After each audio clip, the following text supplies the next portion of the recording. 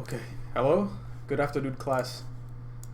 We have labs. We have lab 6. We got a lot of work to do today, so let's disgusting begin.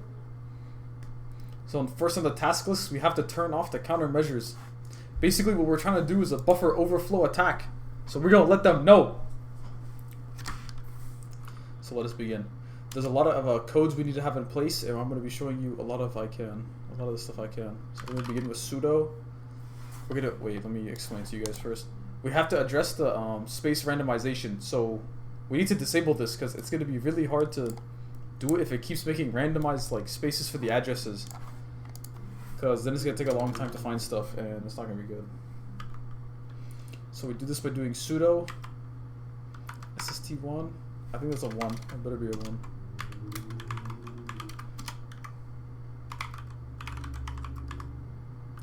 Kernel.randomize VA for Virginia space 0. Okay, that's not a 1. Okay, that's gotta be an L.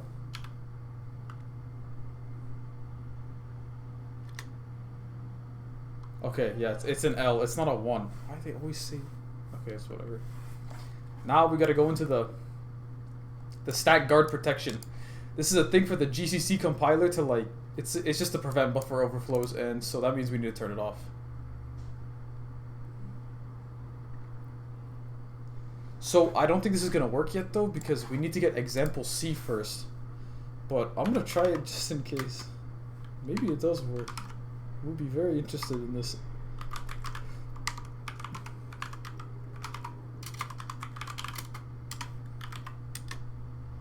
Yeah, of course. Okay, that makes sense. So we have to make example C first. Where do I have example C in here?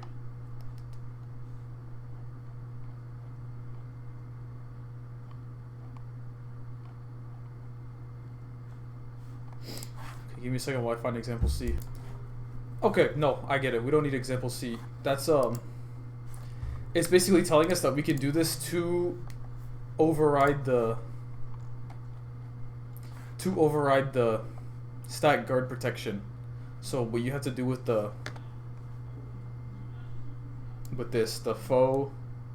fana stack protector, that's basically what you have to do when you compile the program, and it's going to turn that off. And for this part, we have the non-executable stack. It's basically the same thing. Test C. We don't have this yet. We don't need this right now. Well, this is basically the executable stacks, so that we could change it if we need a non-executable stack or executable stack. So it's pretty nice, pretty neat.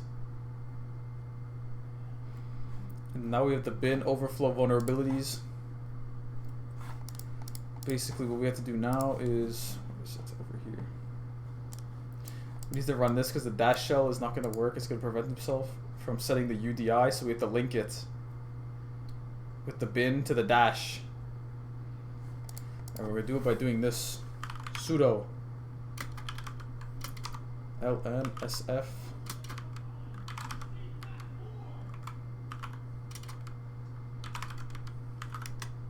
boom, linked.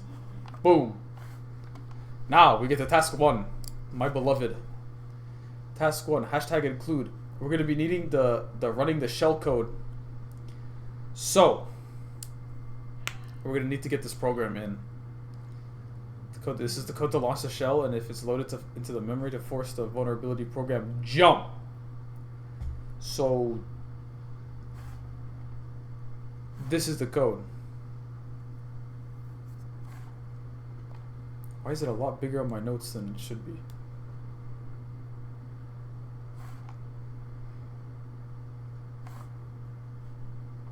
Okay, no, it's not. This is a different code. Okay, so we need this part right here.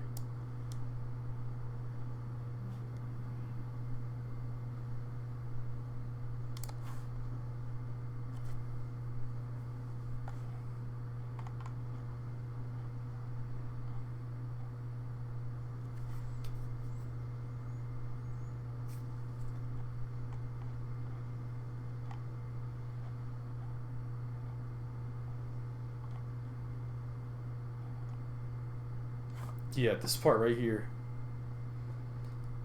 I don't know what they want us to name this, but we're just gonna make something with this.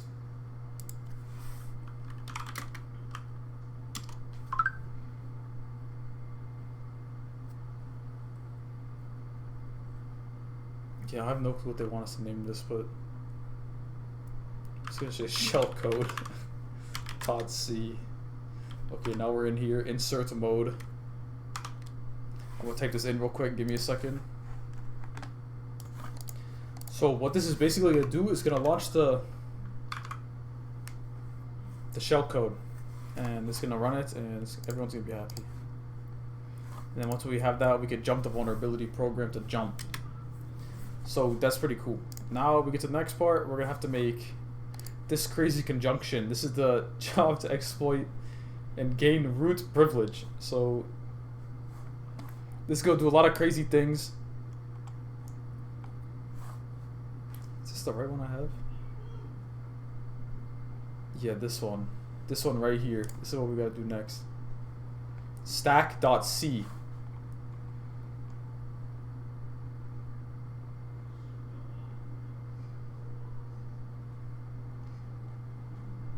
No, wait, this isn't stack.c. What the heck? This is call shell. Okay, this is call shellcode.c. Let me put it in real quick. I think I missed this one. This is gonna be the one that gets the root to work. So let us begin. I'll type it in and I'll explain it to you guys in a sec.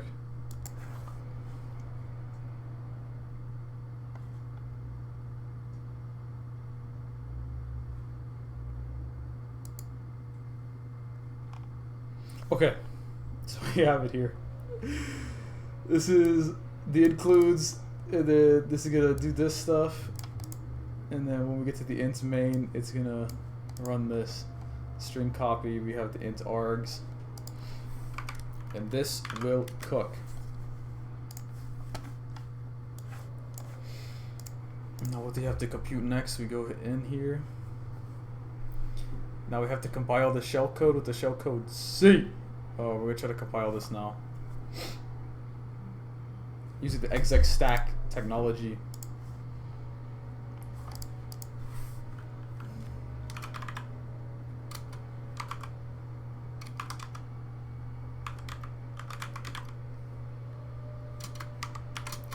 The O is for the outputs.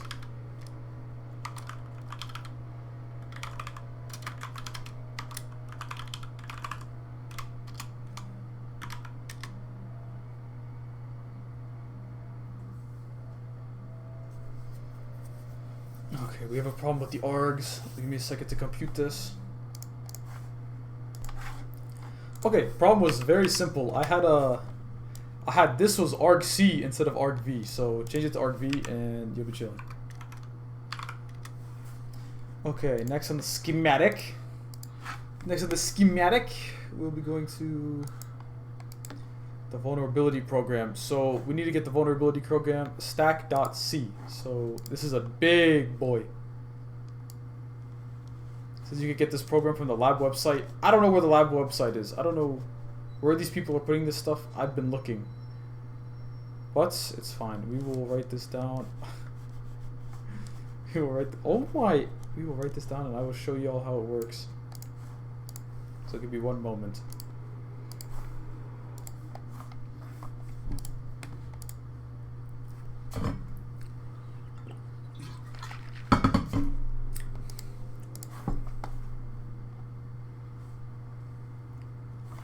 So this basically has the buffer flow vulnerability, and it's gonna first read the input. This is all the includes. It's gonna read the input from the bad file. Where's the bad file? Yeah, it's gonna read it from the bad file. The bad file. Then it's gonna pass the input to the BOF function. Boom. And then it's gonna see the length of the bits. It's gonna put in the buff size. It's gonna do the string copy. And since the program is root owned and set by the UED program, if the normal user exploits it, it's not gonna fully work. So it's gonna make the user be able to gain root, the root shell. And this is pretty cool. Now we need to compile this.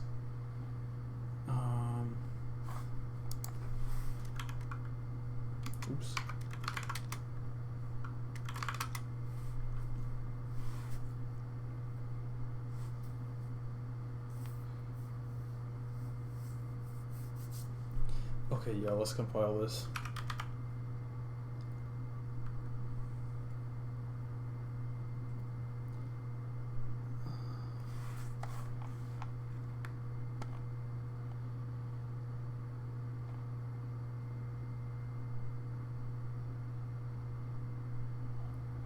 This is stack.c, but here it's telling me. Oh, okay, no, I see. I'm okay. Let me show you guys the command. We need to compile this. Do we have stack? This is exploit.c. This is what we gotta do. See the stack.c with the faux in per stack protected. It's gonna turn it off. Big money moves. Big money moves. Big money moves.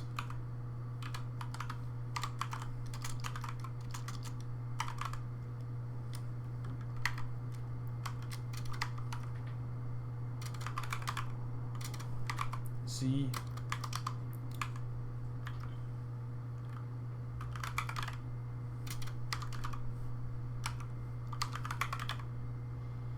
And I'm most likely gonna get an error because I didn't really check the program that much, but hopefully not.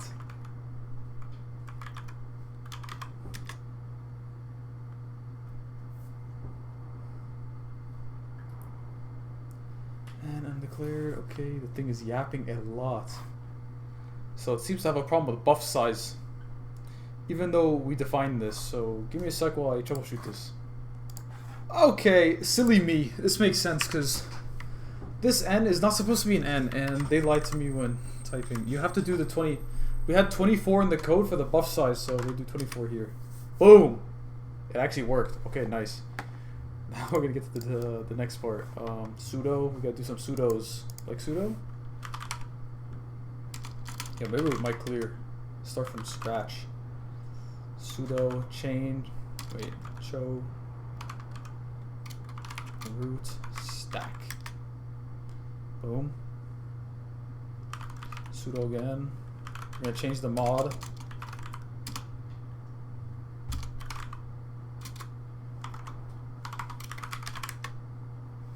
Boom. Beautiful. Now we have to create exploit C, and this exploit C is gonna dig in. Oh my god, it's a lot. Okay, actually it's not as bad. Exploit C, this is gonna dig in. Exploit C for the vulnerability, that will exploit the program. Yes, sir. This is what it looks like. I'll show you guys in a sec. Okay, here we have it. And the goal for the exploit C is to construct bad file in this code, and this bad file will be used for the rest of the jank. So we have it here. It makes the bad file. This all this stuff from the last part. Into main bad file. Boom. It's gonna open bad file. Boom. It's gonna write. It's gonna write the one bits like 517 bits in the bad file, and it's gonna close it. And then when we do this, we could do the shell as well. So we're gonna GCC. Gonna get out of this. I'm gonna do some GCC. Start compiling this. Jow.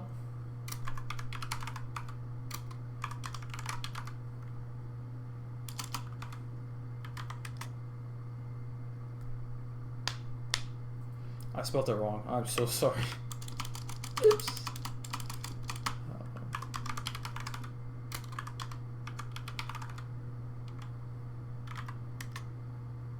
Okay, worked. Nice. Now we're gonna run it. Boom. It's gonna create the bad file. Now we're gonna try stack. Segmentation fault. Oh no, this is not good. Let me look at what I could do. Give me a sec. Okay, I tried it with a lot of combinations of buff size, and I am not getting anywhere, so I will safely pack it up, it seems. But I'm sure it was working, so we'll just continue and act like it worked. If I can find where I'm supposed to.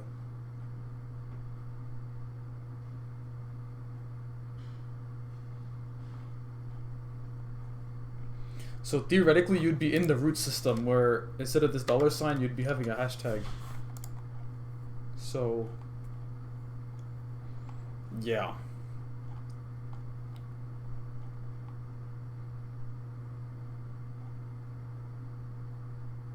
And then what you could do, you'd go ID, give you the ID, tell you where you are, what's happening. You go UID.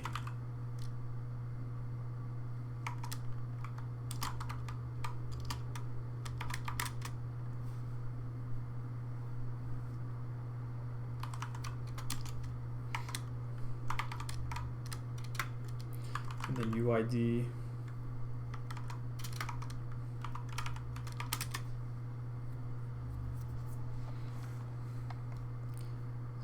And then we'll go to the next part. It says you can run the program to turn real user ID into root. This is where you would run this, the void.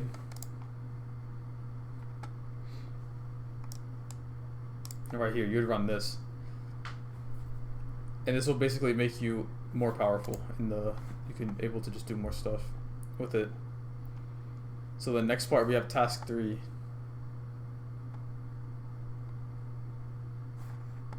Task 3 is defeating the dash countermeasures. So what happens here, we'll have the dash shell test code. But after we do this bin jank, so we have to do the bin jank first to get it set up.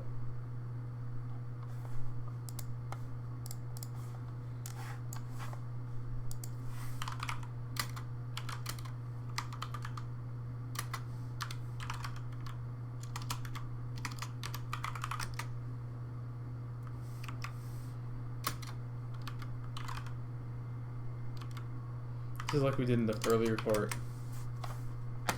But we get this, and then now we have to make a program called dash, this one. This one right here. I'm going to do that in a second. I'll show you what it means.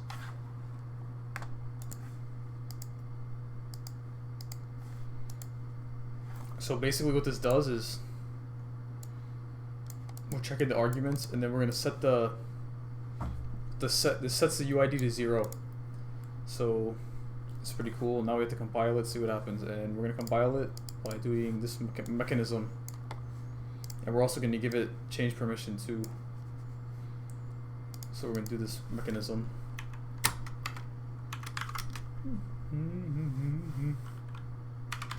GCC. I wonder if I can tab this in. No, I can't.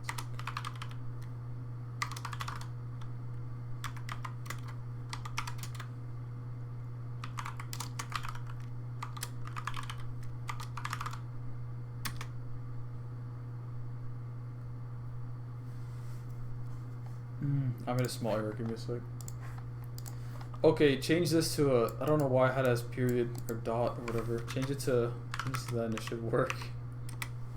Beautiful. Okay. Now I can get into the next one.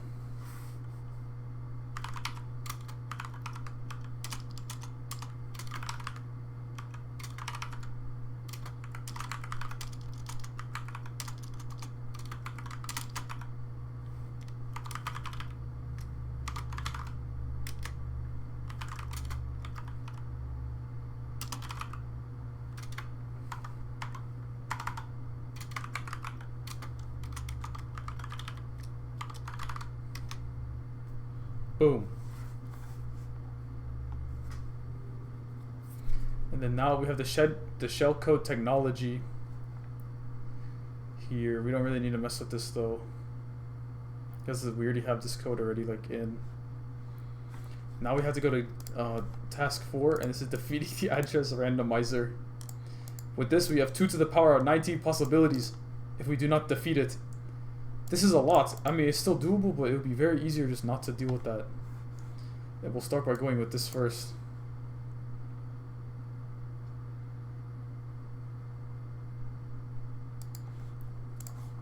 So we're going to type this in.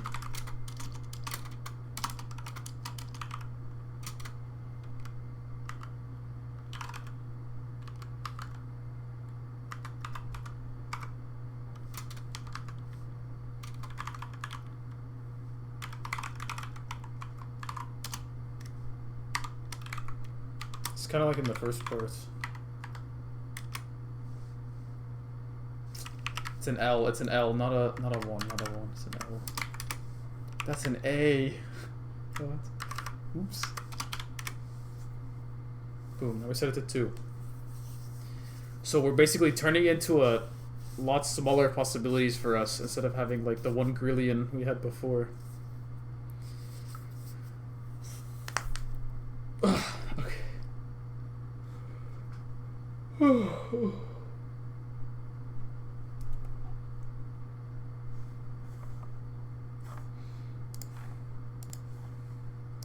Okay, so I've written it down. Basically,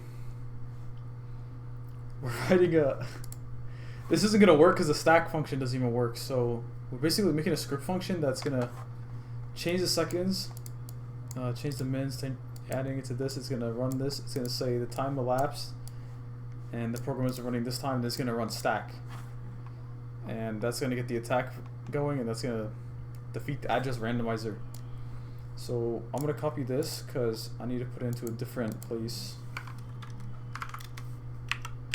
And it's not going to work, but surely we'll see something. I don't know. Oh my god. Okay, give me a sec. So it says permission denied. It's obviously not going to work because we're not in the root client, and we can't get into the root client if we can't do the stack because it keeps overflowing. So it would work, and what it would say was this program has been running. It'd say the mins that elapsed and the seconds that elapsed, and then it's gonna say this program has been running this time so far. So that's pretty cool. We're gonna clear programs. And now for task 5 is turning off the stack guard protection, and basically you do this with. It's like you turn it off, but this is the command for it. But really, you just GCC without using it, and it will be back on. So it's pretty chill. And then we have turn on the non-executable stack program, and this is pretty chill. You basically just run this. This is the same thing with non-exec stack. This isn't gonna change much here, so I'm not gonna do it because it's not gonna work still, but. This does not prevent the buffer overflow attack, but because there's other ways to get the code after exploiting the buffer flow vulnerability, but